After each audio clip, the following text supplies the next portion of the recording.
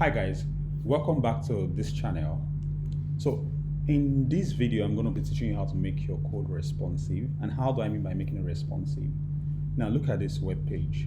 Now I am viewing it from a desktop or a laptop, right? And this is what it looks like. So what is it going to look like on a mobile device like Android or iOS, right? To find out, come to your web page, right? Click on your web page and you see this option, inspect option. Click on this inspect option and you'll see what it looks like on a mobile device. And what kind of mobile device is this? Look at it. This is iPhone 12 Pro. Let's see other device options. And you see iPhone 12 Pro, iPhone 14 Pro Max, Pixel 7, and the rest, Samsung Galaxy X8. So let's see what it's going to look like on an iPad Pro. Click on iPad Pro, and you see this. This is exactly what it looks like on an iPad Pro. So have a full view, click on this, and make sure you select 100%. So this is what it looks like on an iPad Pro. And also take notice of this. This is saying 1024 pixel. That is the width of an iPad Pro. So when I come to this, let's go back to iPhone 12 Pro and look at the width of an iPhone 12 Pro, 390 pixel. So look at this, it's not looking so good. And if you look at this page, you see that we have 6 items on a particular row, and which makes the text smaller and the image smaller. So how can we make it appear maybe 1 item per row so that we can view our text better and our images better, right? That's why we need responsiveness. And to do this, you go to your CSS file. But before we start, if you're new to HTML and CSS, please, you need to go back to the previous videos and watch from the first video. But if you are already familiar with HTML and CSS and you know your flexbox and you know your grid, then you're in the right place. You can just continue from here. To do that, first of all, come here, you do this @ sign, and then you do media, screen, and right, and you do max width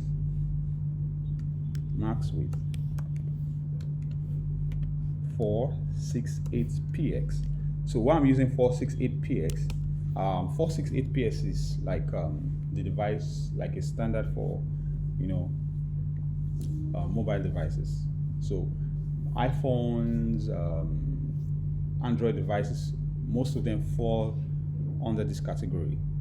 So you see that this iPhone 12 Pro here is 390px. So this is saying max width, which means for any device that is 468 or less in width, then we want to render this condition for it. Okay, so this is for 468px and less.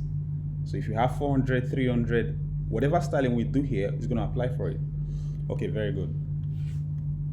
So good. So what do we do now? Let's see how we can make this background for this card change for mobile devices, like for this. How do we do that? Just come here, do .card, and do this, and do background, and do, let's say, color red. Okay, see if it works, and you see that it's color red here. Okay, and if we go back to our desktop view, you see that the red will disappear, which means this only applies for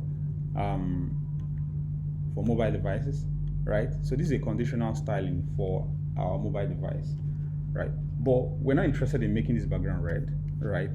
We just want to make it to have 1 item per row. To do that, we don't need this guy. Just come here and copy this guy, copy this guy, copy this guy, paste this guy here.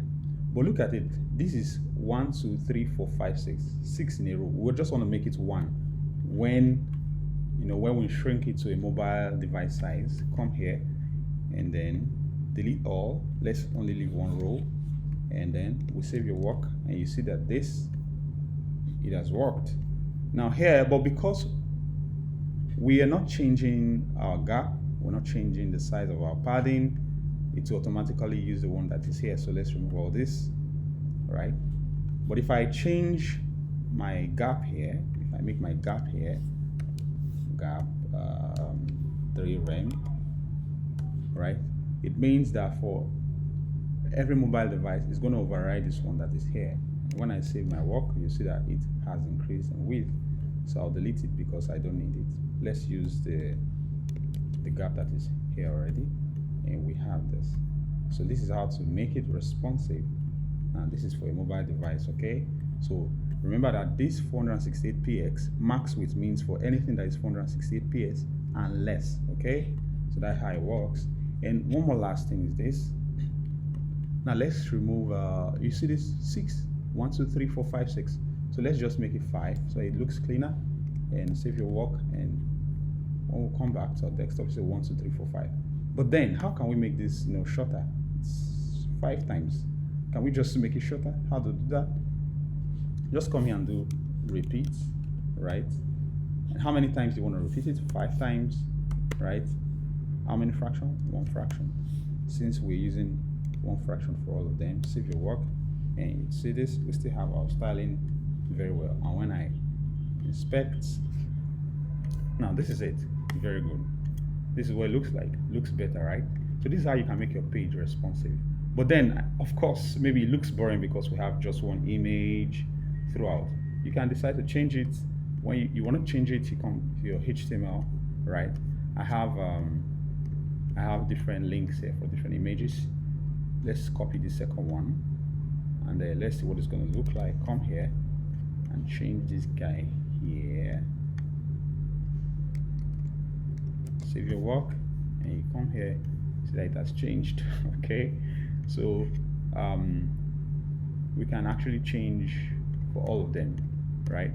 In case you do not want to see one image across everywhere, you can change for all of them. But that's how you can change your image, your different images. So I'm going to drop this link. I'm going to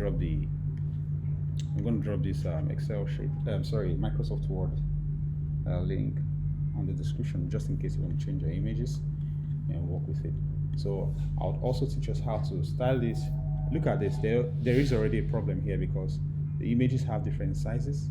Okay, different sizes, and then it's making the cards appear different in their sizes. So I'm going to teach us how to style it so that it will be equal in our next video. All right, have a nice day. Cheers. Bye.